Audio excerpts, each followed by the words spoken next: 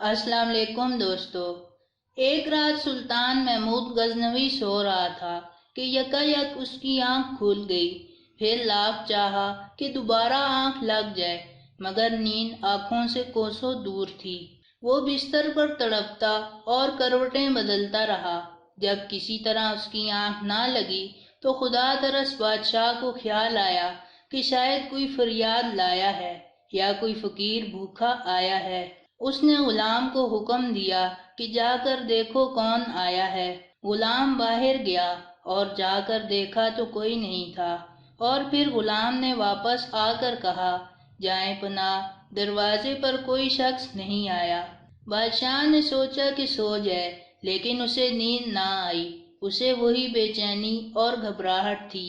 اس نے غلاموں کو کہا، اچھی طرح دیکھ کر آؤ، کون سوالی آیا ہے۔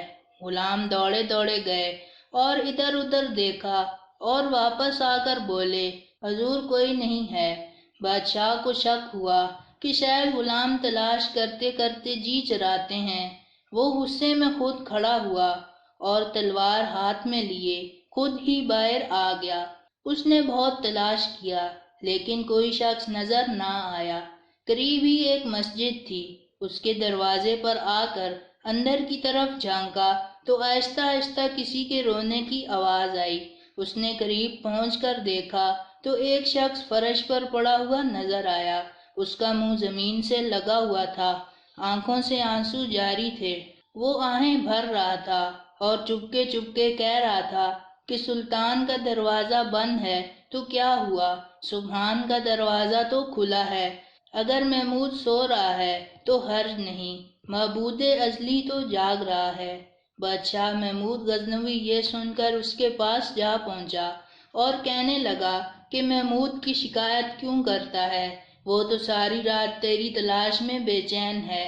بتا تجھے کیا پریشانی ہے، تجھے کس نے ستایا ہے، تو یہاں کیوں اور کس گھر سے آیا ہے؟ یہ سن کر وہ شخص اٹھ کھڑا ہوا اور پھوٹ پھوٹ کر روتے ہوئے بولا، میں ایک درباری کے ہاتھوں ستایا ہوا ہوں، مگر میں اس کا نام نہیں جانتا۔ اس نے میری عزت خاک میں ملا دی۔ وہ آدھی رات کو مستی کے عالم میں میرے گھر میں آتا ہے اور میری شریک حیات کی عصمت کو داغدار کرنے کی کوشش کرتا ہے۔ اگر آپ نے اس تلوار سے اس داغ کو نہ مٹایا تو کل قیامت کے دن میرا ہاتھ ہوگا اور آپ کا گریبان۔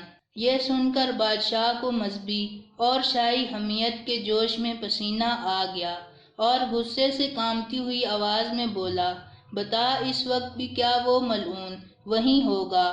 اس شخص نے جواب دیا، اب تو بہت رات ہو چکی ہے، شاید وہ چلا گیا ہو، لیکن مجھے ڈر ہے کہ وہ پھر آئے گا۔ بادشاہ نے کہا، اچھا تو اس وقت چلا جا، مگر جس روز اور جس وقت وہ آئے تو مجھے اطلاع کرنا۔ اس شخص نے سلطان کو دعا دی اور رخصت ہو کر چلا ہی تھا کہ سلطان نے ٹھہرنے کا حکم دیا اور پہرے داروں سے کہا، یہ جس وقت بھی آئے، خواہ میں سویا ہوا ہوں یا جاگ رہا ہوں، اس کو فوراً مجھ تک پہنچا دینا۔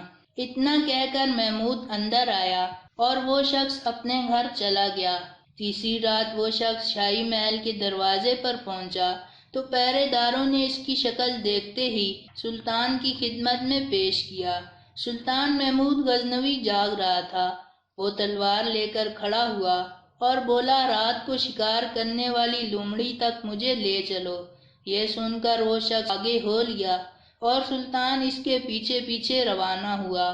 گھر پہنچ کر اس شخص نے وہ جگہ بتائی جہاں وہ ظالم خزانے کا سانپ بنا ہوا سو رہا تھا۔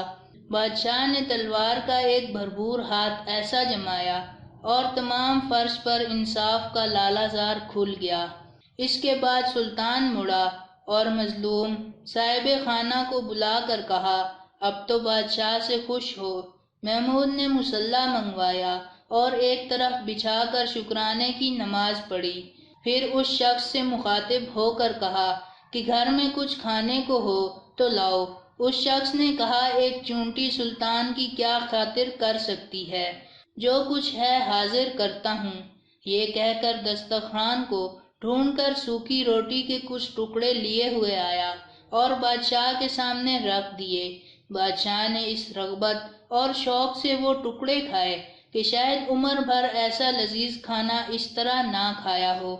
کھانے سے فارغ ہو کر سلطان نے اس شخص سے کہا، معاف کرنا، میں نے کھانے کے لیے تمہیں تکلیف دی۔ بات یہ ہے کہ جس روز تم ملے اور اپنا دکھڑا سنایا، اس وقت سے میں نے قسم کھا لی تھی کہ جب تک اس خبیث کے سر کو اس کے شانے سے جدا کر کے تمہارے گھر کو پاک نہ کر دوں، رزق کو حرام سمجھوں گا۔ اور پھر 2 رکعت نماز شکرانہ اس لیے پڑھی کہ جس شخص کو میں نے قتل کیا، اس کے متعلق مجھے اندیشہ تھا کہ میرے بیٹوں میں سے کوئی ہوگا۔ میں اپنے دل میں کہتا تھا کہ میرے درباریوں اور مصائبوں کی جرت نہیں ہو سکتی کہ وہ میرے مزاج سے واقف ہوتے ہوئے ایسی حرکت کریں۔ جس قدر سوچتا گیا اسی قدر میرا یقین بڑھتا گیا۔ اتنی بڑی گستاخی کی ہمت صرف بادشاہ کی اولاد کو ہی ہو سکتی ہے، کیونکہ یہ غرور کے نشے میں مست رہتے ہیں۔ چنانچہ میں تمہارے ساتھ یہاں اپنے کسی فرزند کو قتل کرنے کے ارادے سے آیا تھا۔ جب میں نے اس کی صورت دیکھی تو پتہ چلا کہ یہ میرا کوئی فرزند نہیں بلکہ کوئی غیر شخص ہے، اس لیے میں نے خدا کا شکر ادا کیا۔ دوستو، بادشاہ ہوں تو ایسے انصاف کرنے والے ہوں۔ اللہ کرے کہ ہمارے حکمرانوں کو بھی اس واقعے سے سبق حاصل کرنے کی توفیق عطا ہو، آمین۔ میں امید کرتا ہوں کہ یہ واقعہ آپ کو پسند آیا ہوگا۔ اس ویڈیو کو لائک کریں، اپنے دوستوں کے ساتھ شیئر کریں اور ایسی ہی سبق آموز کہانیوں کے لیے ہمارا چینل سبسکرائب کرتے ہوئے ساتھ موجود گھنٹی کا بٹن بھی دبا دیں۔ جزاک اللہ۔